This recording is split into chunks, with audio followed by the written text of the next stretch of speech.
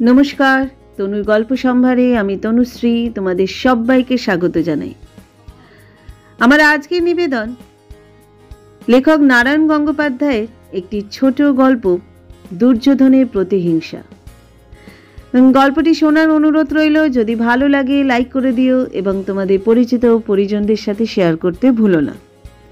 তাহলে শুরু করছি নারায়ণ গঙ্গোপাধ্যায়ের একটি ছোট হাসির গল্প, দুর্যোধনের প্রতিহিংসা।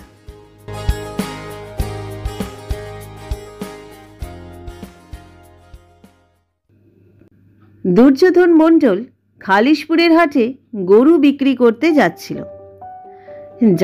ভালোই, বেশ খুশি মনে। গরুটা দুবেলায় 3 সের দুধ দেয়, বিক্রি করে মোটা টাকা আসবে। সেই টাকা দিয়ে চাষের কাজের জন্যে একটা দামড়া বাছুর কিনবে, কিছু বাড়তি পয়সাও হাতে থাকবে তার। হাট ভালোই হবে, একটা পাঁঠাও কেনা যেতে পারে। বহুদিন আশ মিটিয়ে মাংস খাওয়া হয়নি। গ্রাম থেকে মাইল 4 হেঁটে শিলাই নদী। এখন শুকনার সময় নদীতে বুক পর্যন্ত ডোবে।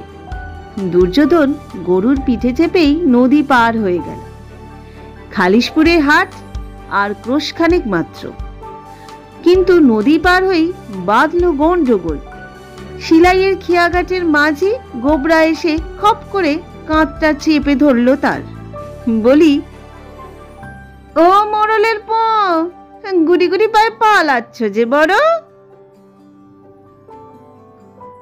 দুর্যোধন চটে গিয়ে বললে, পালাবো কেনে?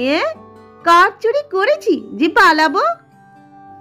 গোবরা একটা টকটকে লাল শালুর ফালি জোগাড় করে তাই দিয়ে পেল্লায় পাগড়ি বেঁধেছে মাথায়। আর সেই পাগড়ি বেঁধেই তার মেজাজ একেবারে আদালতে পিয়াদার মতো সপ্তমে চড়ে উঠেছে। চুরি করনি তো কি? গোবরা খেক খেক করে বললে, খেয়ার পয়সা না দিয়ে সটকাচ্ছ? খেয়ার পয়সা? দুর্যোধন আকাশ থেকে পড়ল। গরুর পিঠে চড়ে পার হয়েছি, তোমার নাই পাও তো ঠেকাইনি, পয়সা দিব কেনে? নদী পেরোলেই পয়সা দিতে হবে।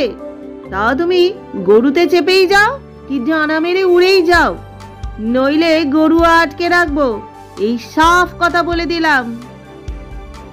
গোবরা সঞ্জালো, দুর্যোধন পেঁকাঠির মতো রোগা, কাজেই পয়সা না দিয়ে পার হওয়া গেল না। গুনে গুনে 4টে পয়সা নিয়ে সেগুলোকে ভালো করে দেখে গোবরা দুর্যোধনকে ছেড়ে দিলে আর ঠাট্টা করে বললে, ভেবেছিলে চালাকি করে পেলিয়ে যাবে? হ্যাঁ, তুমি ঘাটের পয়সা না দিয়ে একটা মাছি পর্যন্ত পেরোতে পারবি না, এইটাই মনে করিয়ে দিচ্ছি। 4টে পয়সাও গেল, সেটা বড় কথা নয়, অপমানটা বিঁধল তার চাইতেও বেশি। রাগে দুর্যোধনের পা থেকে মাথা পর্যন্ত জ্বলতে লাগলো, এমনকি মাথাটাও চিরবিরও করতে লাগলো। মনে হলো কেউ সেখানে লঙ্কা বাটা ঘষে দিয়েছে। বড় বার বেড়েছে গোবরাটা। মানুষকে আর সে গণ্যই করে না, কিন্তু লোকটাকে কিছু বলবারও জো নেই। ইয়া তাগড়াই জোয়ান, বেশি চেঁভা করতে গেলে এক চড়ে দাঁত কপাটি লাগিয়ে দেবে। হুঁকোর মতো মুখ করে দুর্যোধন খালিশপুরের হাটে গেল। প্রথমেই 1 ঠোঙা গরম গরম জিলিপি কিনে খেলে, কিন্তু রাগের চোটে জিলিপিগুলো চিরতার মতো তিতো লাগলো। কচুরি খেতে গিয়ে মনে হলো কচু পোড়া খাচ্ছে, তাও বুনো কচু, গলার ভেতরে কুটুর কাটুর করে কামড়াচ্ছে। ময়রাকে বললে, এসব কি খাবার করেছো? হ্যাঁ, মুখে দেয়া যায় না যে একটুও? ময়রা রেগে বললে, হট শুদ্ধ খেয়ে সবাস বলছে, আর তোমারই পছন্দ হলো নি? বলি, মুখখানে কি সোনা দিয়ে বাঁধিয়েছ? দোকানে বসে মিছে বদনাম করোনি? গরুটা তখন চোখ বুজে শালপাতার ঠোঙা চিবোচ্ছিল। তার নড়বার ইচ্ছে ছিল না। মিঠাইগুলো দুর্যোধনের যেমনই লাগুক, গরুটার কিন্তু অমৃত মনে হচ্ছিল। আর খেতে হবেনি এই ছোট লোকটার ঠোঙা বলে গরুটাকে এক চড় লাগিয়ে দুর্যোধন সেটাকে টানতে টানতে গোহাটায় নিয়ে গেল। মেজাজ চড়েই ছিল। 2-4 জন খদ্দেরের সঙ্গে গোড়ার দিকে খিটিমিটি হয়ে গেল খানিকটা। শেষে একজন যখন নগদ 50 টাকায় গোটা কিনে নিলে তখন দুর্যোধন একটু শান্ত হলো।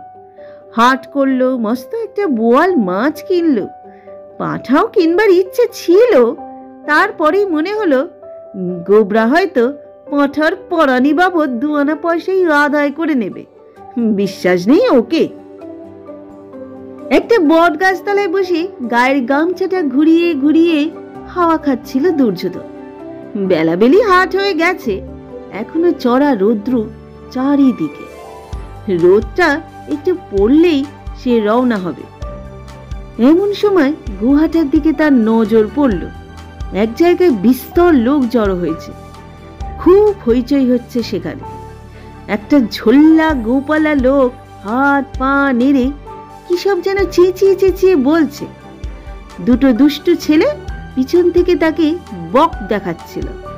লোকটা কষে একটা তাড়া দিতেই তারা দৌড়ে পালিয়ে গেল। দুর্যোধনের মনে হলো ব্যাপারটা জানা দরকার। বোয়াল মাছ আর হাটের বোঁচকা চীনা আলুওয়ালার দোকানে জিম্মা করে দিয়ে সে গুটি গুটি পায় এগিয়ে গেল সেদিকে। ব্যাপার আর কিছুই নয়। ভিড়ের মাঝখানে সাদায় কালোয় মেশানো এক পেল্লায় ষাঁড় দাঁড়িয়ে, মস্ত কুঁচ, মস্ত মস্ত শিং, গলার চামড়া ঝালরের মতো ঝুলে পড়েছে। তার চেহারা দেখেই আত্মারাম চমকে ওঠে। গলায় দড়ি বাঁধা ঝোল্লা গোঁফলা লোকটা ধরে রয়েছে সেটা, আর ফস ফস শব্দ করে ষাঁড়টা একটা বিরাট পচা বাঁধাকপি খেয়ে চলেছে। কিন্তু আসল ব্যাপারটা ষাঁড় নয়, সেই গুফো লোকটাই রেলগাড়ির ক্যানভাসারের মতো সমানে একটানা গলায় বলে যাচ্ছিল। চারিদিকের মানুষগুলো তাই শুনছিল কান পেতে। হাসি মস্করার কথা নয় মশাই, ইনি সোজা ষাঁড় নন। ইনার আস্তানা ছিল কাশীর বিশ্বনাথের গলিতে। ইনি হলেন সাক্ষাৎ মহাদেবের ষাঁড়ের বংশধর। সিন্ধুখানার চেহারা একবার দেখেন। তা বিশ্বনাথের গলি ছেড়ে খালিশপুরের হাটে পচা কপি চিবোতে এলেন কেন? ভিড়ের ভেতর থেকে একজন জানতে চাইল। লীলে, দেবতার লীলে। গুফো লোকটা একবার কপালে হাত ঠেকিয়ে নমস্কার করলো। ষাঁড় কিনা বিশ্বনাথকে কে জানে। তারপর আবার শুরু হলো বক্তৃতা। সেই হলো কি অনেক কালের কথা। তখন যুদ্ধ চলছে।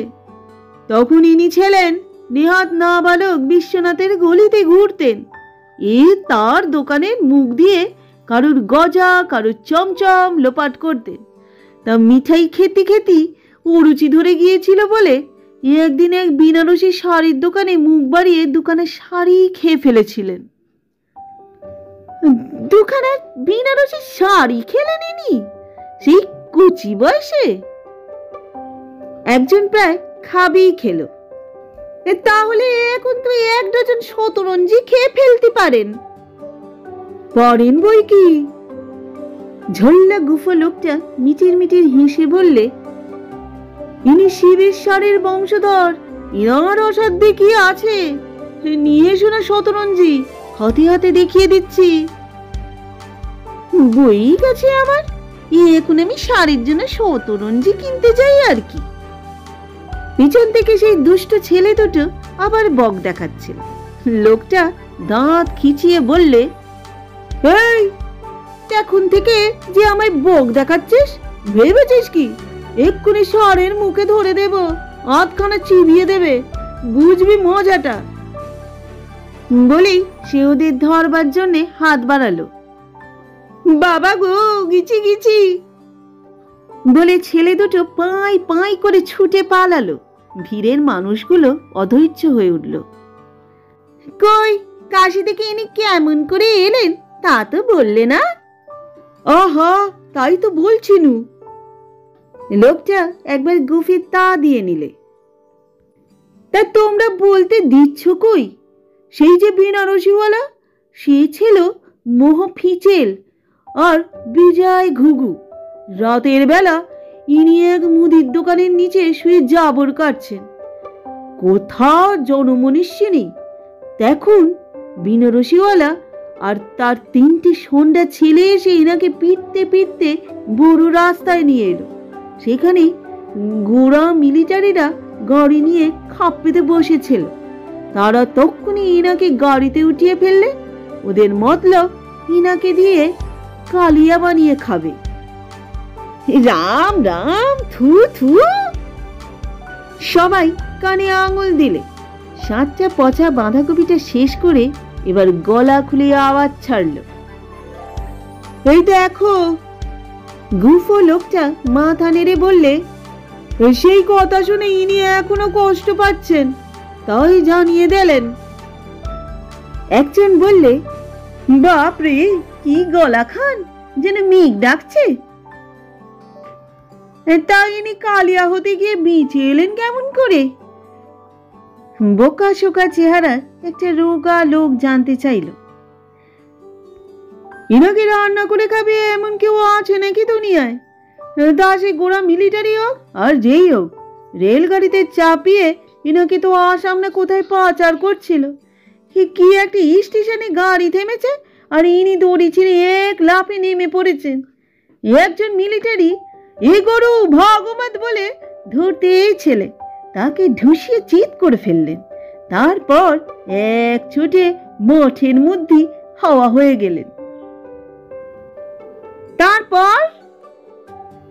তারপর আর কি, সৃষ্টি চষে বেড়াতে লাগলেন। আজ এর খ্যাত সাবড়ে দেন, কাল ওর খামার আধা সাট করে, পরশু হয়তো ধোপাড়া কোথাও কাপড় কাচতে দিয়েছে, ইনি এসে হাজির হলেন।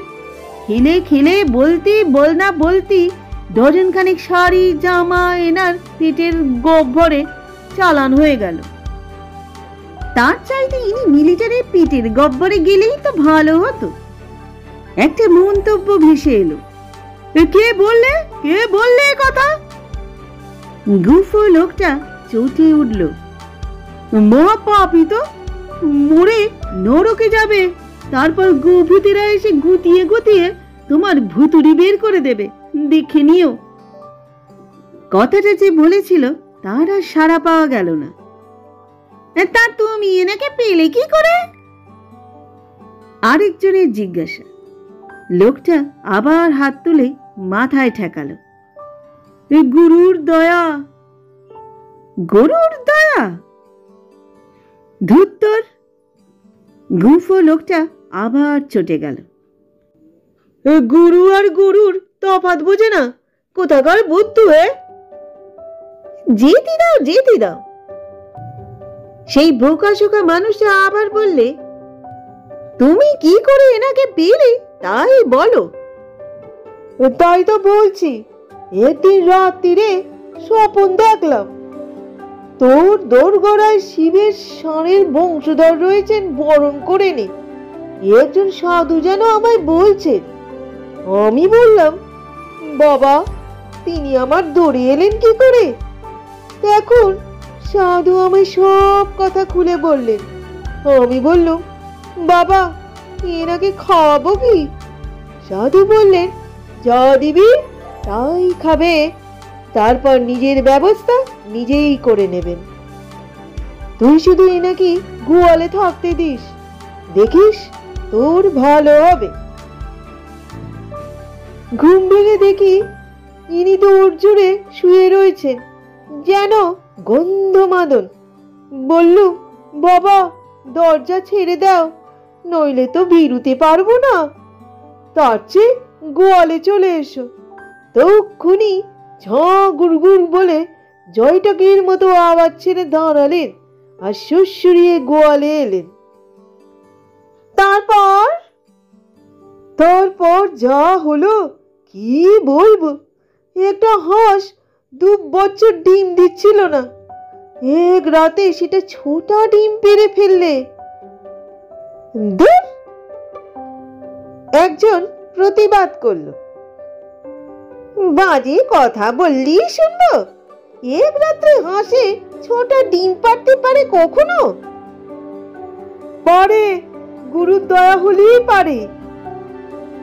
গুরুর দয়া নয়, গরুর দয়া, বলল মোড়ল। আচ্ছা আচ্ছা, গরুর দয়া নয় হলো, কিন্তু এই হাঁসের 6টা ডিম পারলো, একটা মোড়া আম গাছ ভরে বউল এলো, আমার খুড়ো কোমরের বাতি 1 বছর বিছানায় পড়েছিল, তিনি 3 করে উঠে মাঠে দৌড়ে গেল, যে বললে বিত্তাই যাবে না, তক্ষুনি জমিতে চাষ দিয়ে এলো। একটা ভোঁদো রোজ পুকুরের মাছ খেয়ে যাচ্ছিল, একদিন একটা চিতল মাছ আর ঠেঙে এইসব কামড়ে দিলে যে সেটা খোঁড়া হয়ে চিল্লতে চিল্লতে দেশ ছেড়ে পালালো। একেই বলে গরুর দয়া। এতক্ষণে কথা বললে দুর্যোধন। তবেই বুঝে নাও, ঈশ্বর যার ঘরে যাবে তার লক্ষ্মী একেবারে বাঁধা। কিনে ফেলো, কিনে ফেলো। গুফো লোকটা বেশ জোরে জোরে হাঁক ছাড়লো।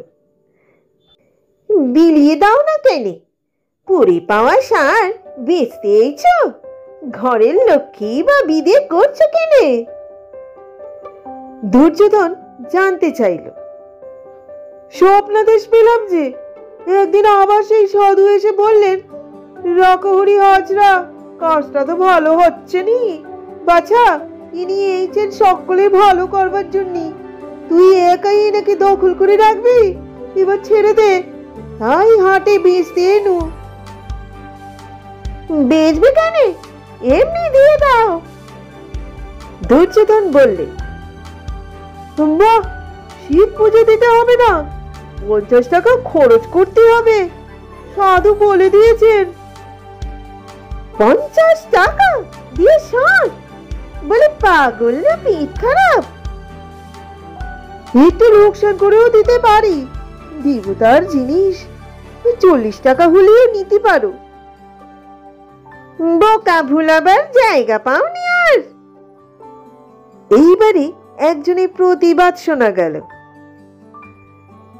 গজাখুরি গপ শুনিয়ে টাকা নেবে? পয়সা দিয়ে কেউ ষাঁড় কেনে? রাকহরি আজরা চটে গেল। তুমি তো ভারী পাপী লোক, হে, মরে নরকে যাবে, আর গোভূতে ধাত তোর গোভূত।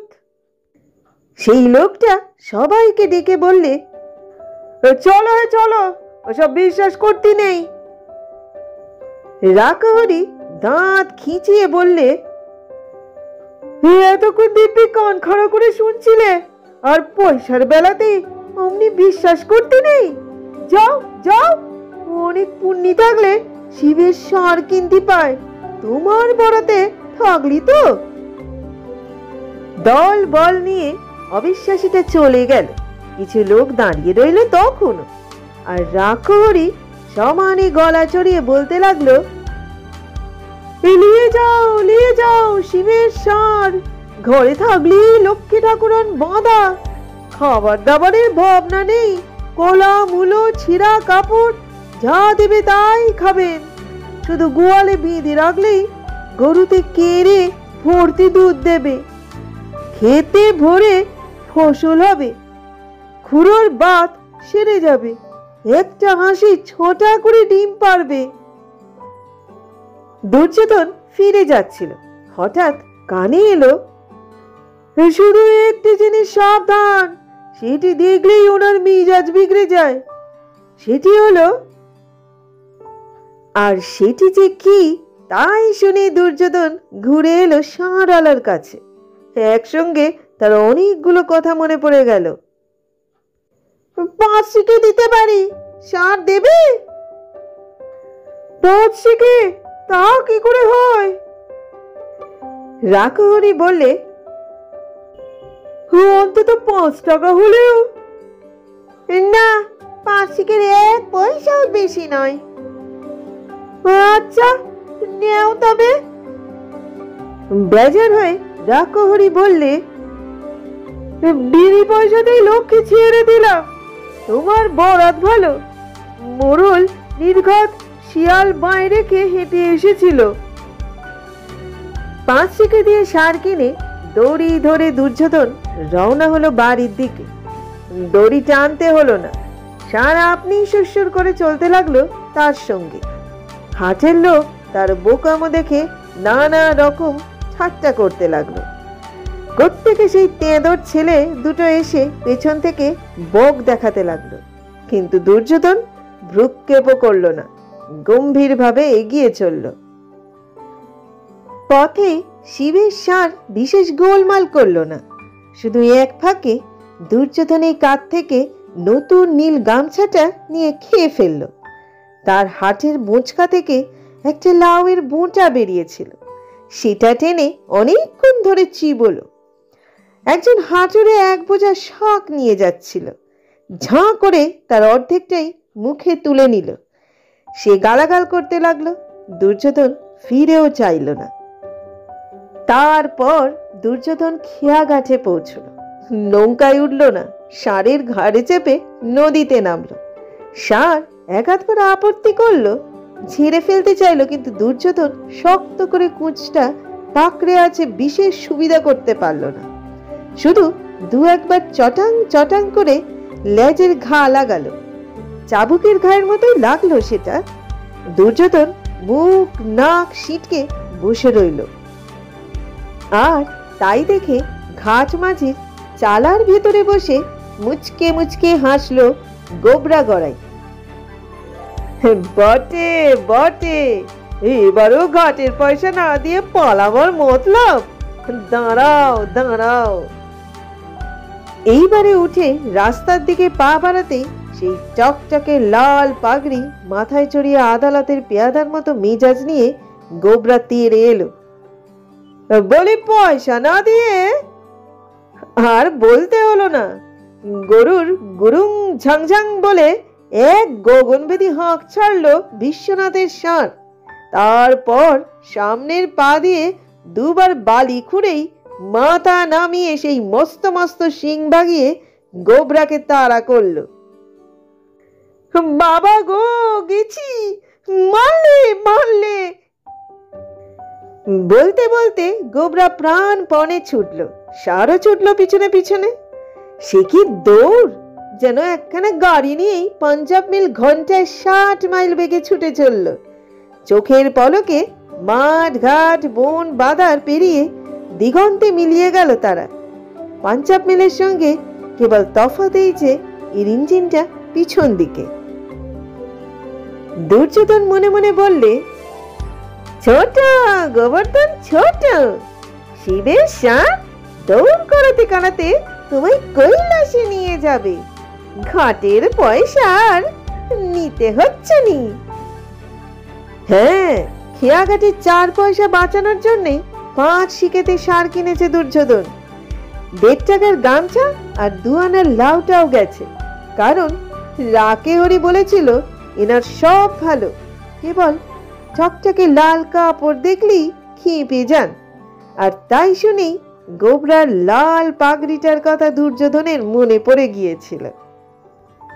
গোবরা এবং ষাঁড় এতক্ষণে কত দূরে কে জানে, হয়তো কৈলাসের কাছাকাছি গিয়ে পৌঁছেছে। খরচ একটু বেশি হলো, কিন্তু প্রতিশোধের দামটাই কি কম। একটা বিড়ি ধরিয়ে গুনগুনিয়ে গান গাইতে গাইতে বাড়ি চলল দুর্যোধন।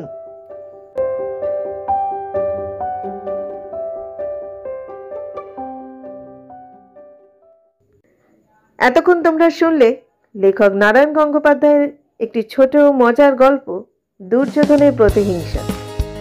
গল্পটা তোমাদের কেমন লাগলো অবশ্যই তোমরা কমেন্ট করে জানিও। তোমাদের কমেন্টের আশায় থাকবো। নতুন নতুন মজার মজার গল্প আপডেট পেতে হলে এবং যদি আমাদেরকে যোগ্য মনে হয়, তাহলে যারা এখনো পর্যন্ত সাবস্ক্রাইব করোনি তারা ঝটপট সাবস্ক্রাইব করে নিও এবং পাশে থাকা বেল আইকনটি অবশ্যই ক্লিক করে দিও। আজকের মতো বিদায় নিচ্ছি, খুব শিগগিরই ফিরবো অন্য একটা নতুন গল্প নিয়ে।